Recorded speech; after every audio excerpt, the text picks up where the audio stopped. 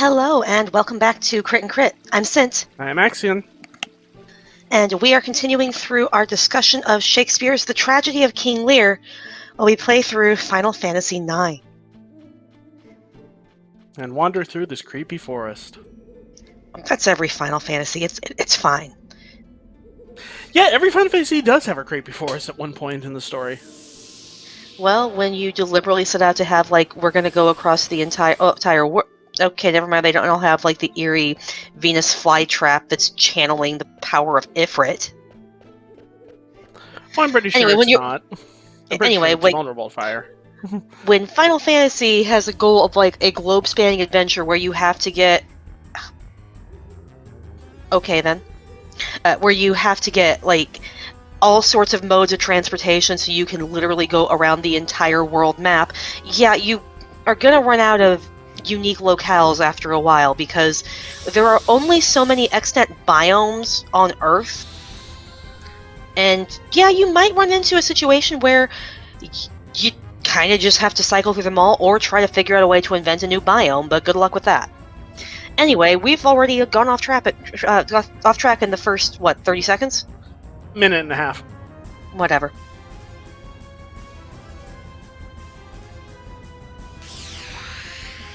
I'm not sure I'm comfortable with how ripped this flower is. Oh, its name is Plant Brain. Okay. Anyway, what we're actually talking about today is, in a sense, the 7 deadly sins, but more specifically, one of them. This is actually really interesting timing because my actual class, we're not reading Lear, but we did just talk about how prevalent the symbolism of the deadly sins is throughout a lot of Shakespeare's plays, and very often one of them will end up being the tragic flaw of one of his characters, or multiple, or they're all over the place if you know what you're looking for. And I can't recall offhand, have we done an episode that talks about the concept of the 7 deadly sins? I don't think we have. Well, that's good to have this out then. Okay. If we have, it's been a long time. In that case, though they often sometimes will trade names off here and there, the ones that we typically recognize today are anger or wrath. Okay. Pride, envy, greed, and gluttony. Greed often known as avarice. Aw, Zidane and Vivi are sleepy. It's okay. It's a long day. Just let them nap. Aw. Nope. We're gonna wake them up.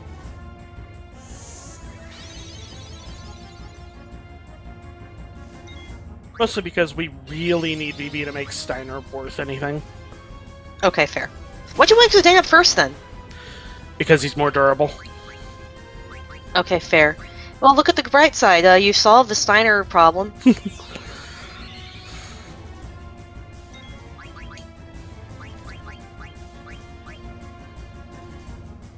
Anyway, to put these things in vastly oversimplified terms, sloth is laziness or apathy.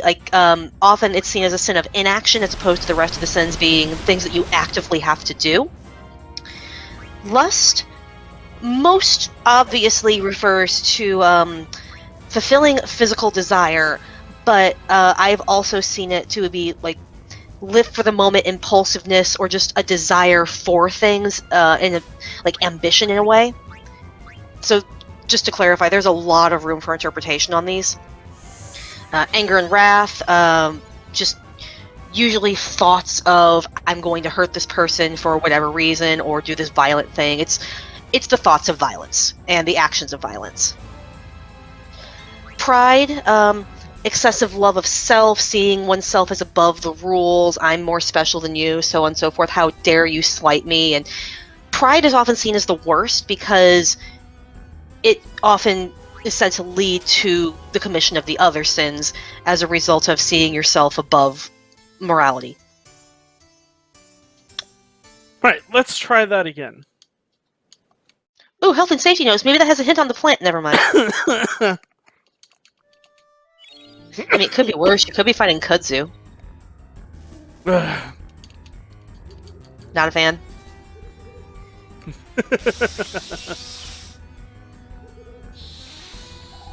Okay, so I need to be better about potioning people. Probably. Envy is the desire for what others possess. Envy is not the same thing as jealousy. Jealousy is, I don't want anyone touching my things. Which puts it, I think, more firmly in the realm of pride and greed. Speaking of greed is, I want all of the things. Not to use them necessarily, but just I want them and I want to have them. Greed is hoarders. And gluttony is excessive consumption. Traditionally, this has been like, food, drink, just overindulgence. I think a better modern read, since food scarcity is, for many parts of the world, not the same issue it was in the medieval ages. This also can refer to just impulse buying, consumption as a broader concept. So, yeah, that's the 7 overall. But the one that we're really looking at with regards to Lear is pride. And I will find it interesting to note that pride actually used to be 2 separate sins. One is vainglory, and that's really the dangerous arrogance that leads to other problems, as opposed to just the narcissistic love of oneself. They've been kind of rolled together. I can see why they did, but whatever. I'm not in charge of making the list. I'm just going with what would have been kind of generally recognized. But yeah, as we've mentioned with the entire plot, pride. Oh god, pride. Pride, pride, pride, pride, pride. Everybody in this frickin' story has to deal with pride. Lear's the obvious one, but do you want to take a stab how everything else goes? Well, we can obviously look at the daughters and see that there's definitely some pride going on there with regards to... Thanks, Vivi. That was completely pointless. With regards to their interactions with Lear and how... and Zidane's gonna go down again. You know what? Forget it. Just gonna kill it. Speaking of the deadly sins, maybe sometimes greed can lead to problems when you get fixated on the joys of consumption rather than, day-to-day needs and survival. Oh, and it gives me a Phoenix down. That's just cruel. So, the daughters, Regan and Gonrail, you can definitely say there's some pride there with regards to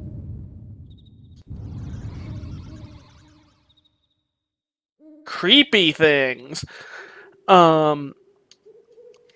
With their interactions with their father. They are very reluctant to surrender any of their recently new gained power and influence to their retired old sad sack of a father, and actively resent him seeming to expect such of them. And as we said in the plot summary, not without reason, but I should have fixed Zidane. It's fine. Well, let me heal. If this doesn't kill Vivi, I need to heal him.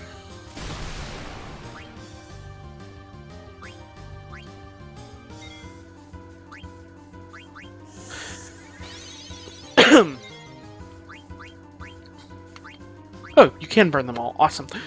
Yeah, you see where I'm going with them, right? Yes, but I'm going to disagree. I mean, I'm sure there is more to it than that. I read it as greed, because that's more like, hey, you can't take back what is mine. There could be some pride in it, but it reads more as greed to me because they had enough humility to be like, oh yes, I love you more than life itself. I love you more than like peanut butter loves jelly or Reese's loves chocolate. I mean, did they, or was that just a front? It's a front, but like, how many people do you know who are like true narcissists who would be able to put on that act? Like, hey, I will give you $1 million if you say that I'm better than you. I mean, it's $1 million. But there are plenty of people who'd be like, no, I won't kiss anyone's boots. So it's a bit extreme, but I do think it's more strongly correlated with greed than pride.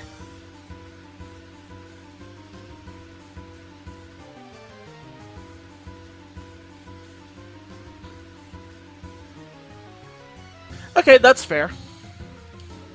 Oh, we made the trees mad.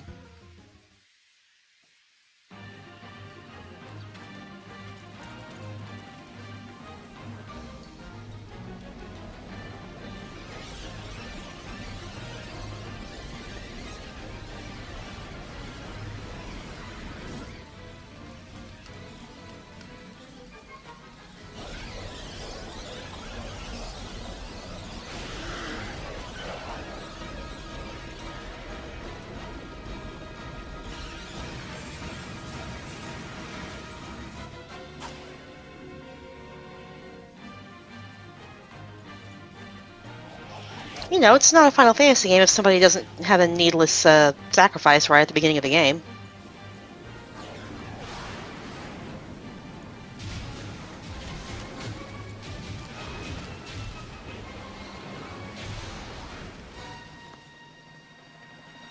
Anyway, like, the character I was thinking of was Edmund. Oh, yes. Yes, definitely. Definitely Edmund. I deserve so much more than this. Put in a bit of envy there. I want what my legitimate brother has. Even though I'm getting treated far, far, far better than anyone else in my position would be, historically speaking. Like, I am recognized, I am loved, my father cares deeply for me. It's not enough. I'm more special than that.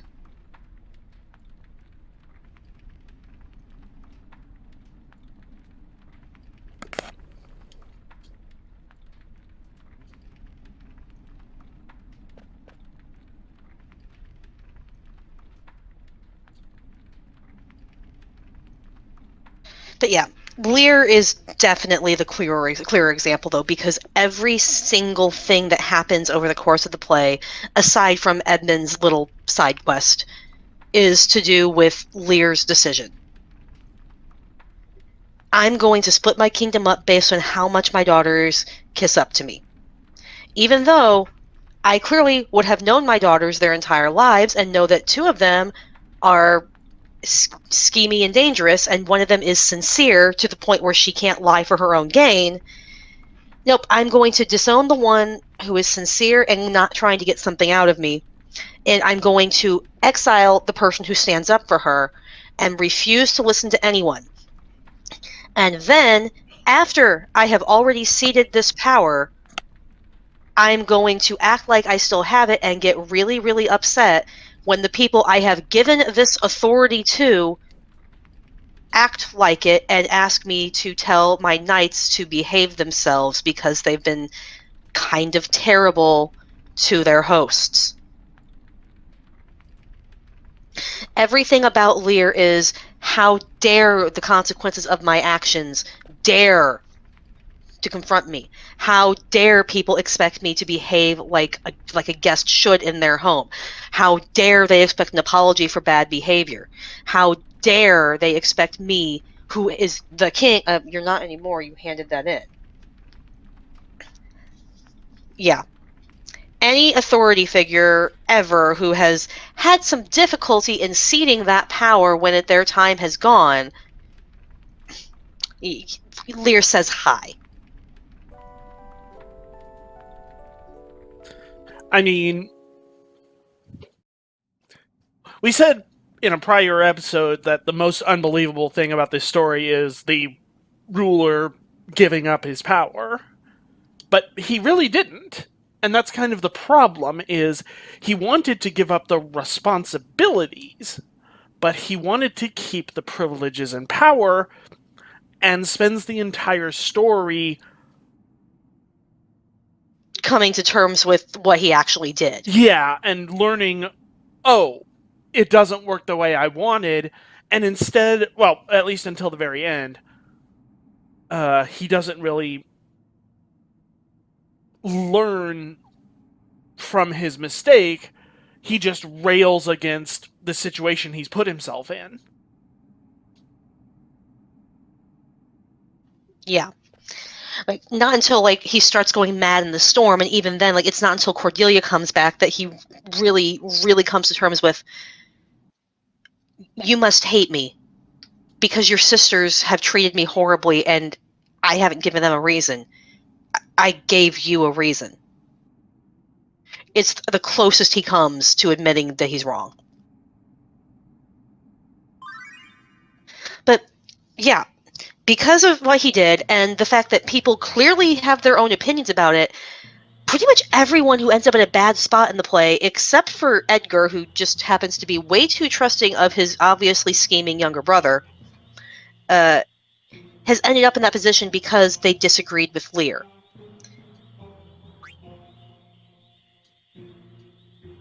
Or is siding against the daughters, who are only in that position because of what Lear did. It is the domino effect of ultimate destruction.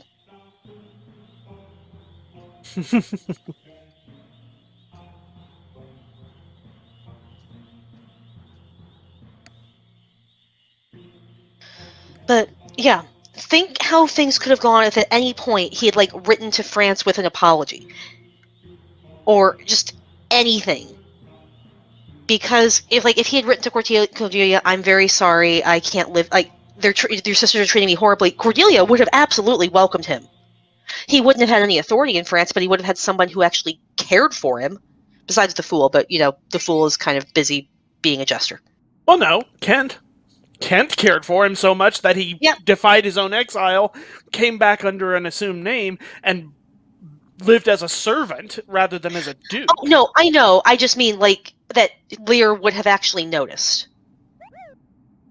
Because Lear didn't seem to notice having to get rid of all of his knights as much, other than being, why'd they make me get rid of my toys? But he definitely noticed that his ungrateful daughters were being awful. But so it would have meant so much for him to have Cordelia there. Like, yes, I know Kent definitely cared for him, but not to the extent that Lear would have recognized the situation. So one apology, one moment of humility, one letter could have averted so much disaster. It could have avoided the French army invading. It could have averted Cordelia and Lear both getting captured by the British army. It could have averted Cordelia's death entirely. Heck, it might have saved Gloucester from blinding, because basically, since he was siding with Lear over Regan, is why he got in trouble. So many lives could have been saved, because, they don't show it on stage, but armies don't generally, march through and have a battle without a few hundred people dying. So yeah, because Lear needed to have his ego fluffed up and could not, for 1 second, bow his head and say, yeah, I screwed up, people died. Yep. And unfortunately, I find that very realistic. When you're dealing with a narcissist, nothing is ever their fault. And it really takes something happening directly to them for them to realize that their actions have consequences.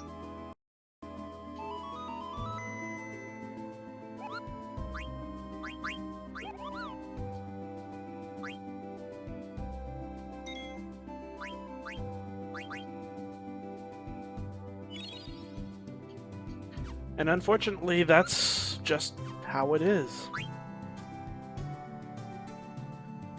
But yeah, King Lear is ultimately a cautionary tale about letting your pride run away with you. About needing validation so much in the moment that you set yourself up for a long and even short-term hellscape of being surrounded by fair weather friends who only last until you can no longer benefit them, in which case they show their true colors. That's what so many people end up with, and that's ultimately what happens to Lear. His echo chamber deserts him. He's left only with those who are willing to stand by him through thick and thin, and are also the ones who tell them, you know, hey, I'm going to be blunt with you, dude. You're being an idiot. You did this to yourself. What do you want from me? And in the end, when he's reunited with the only person who really does love him unconditionally, he's like, let's be fair, with Kent, like, there's some affection there, but it's not the same as Cordelia. Yeah. His mere presence is enough to get her killed. Because he's made so many enemies, and, well, she's also the queen of the invading country. Yeah. which is its own plot hole, because you don't kill the queen, you hold her for ransom. This is basic war stuff, come on! And this is just proof that Edmund is, not suited for the position that he so desperately wants. Because if he was, he would know not to have his allies do that, and he wouldn't have needed to send a missive of, hey, don't kill this particular captive. Because, that would have been something that would have just been a given. Hey, if you capture the Queen of France, don't execute her.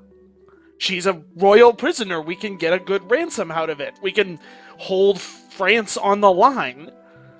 But no, Edmund is not the genius he thinks he is. He's a bloodthirsty moron, at least in this particular scenario, and he gets his lack of foresight and, to be blunt, lack of political savvy gets Cordelia killed.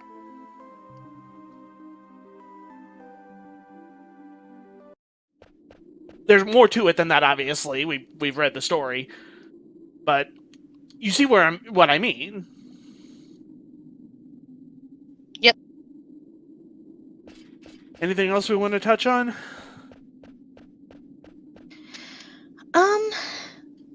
I kind of want to say Cornwall also gets killed due to pride, because he's very, very into the whole I'm going to show how much stronger I am than you, Gloucester, and and then gets backstabbed by a nameless servant.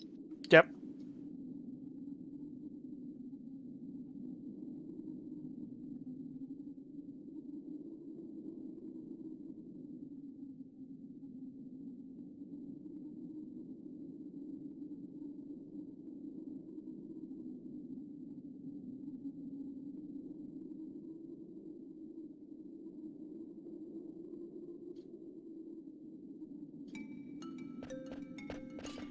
Steiner can be a nice guy when he wants to.